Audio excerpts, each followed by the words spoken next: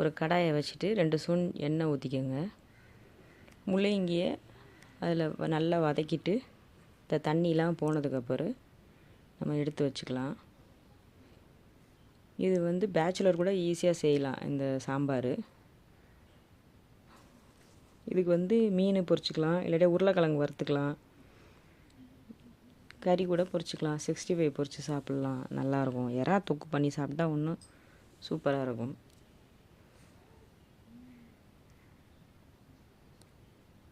முள்ளங்கியை நல்லா வதக்கிட்டு நம்ம ஒரு இதில் எடுத்து வச்சுக்கலாம். அடுத்து பருப்பு கழுவி வச்சுருக்கேன். குக்கரில் பருப்பு போட்டுக்கலாம். 2 டம்ளர் பருப்பு சின்ன டம்ளரில் கழுவி வச்சுருக்கேன், அதை போட்டுக்கலாம் குக்கரில். இப்போ அதில் பச்சை மிளகா போடலாம். பச்சை மிளகா போடணும். 4 பச்சை மிளகா போட்டுக்கோங்க. வெங்காயம், ஒரு பெரிய வெங்காயம் நறுக்கி வச்சுருக்கேன், அதை போட்டுக்கோங்க. ஒரு 3 தக்காளி, சின்ன சின்ன தக்காளி 3 தக்காளி நறுக்கி வச்சுருக்கேன், அதையும் சேர்த்துக்கலாம் நம்ம.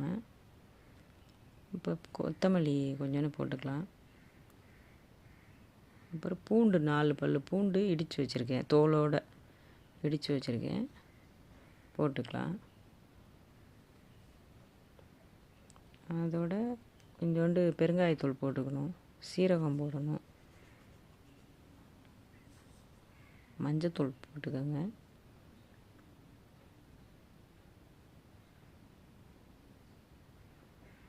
பெருங்காயத்தூள் போட்டுக்கோங்க.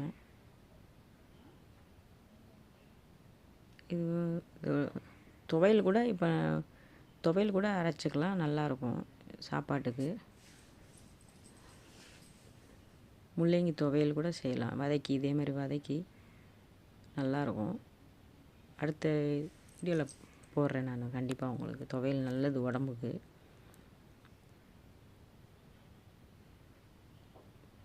முள்ளங்கியை போட்டு வதக்கி வச்சுருக்க முள்ளங்கியை தண்ணியில் கொஞ்சம் இருத்துட்டு இதோடு சேர்த்துக்கலாம்.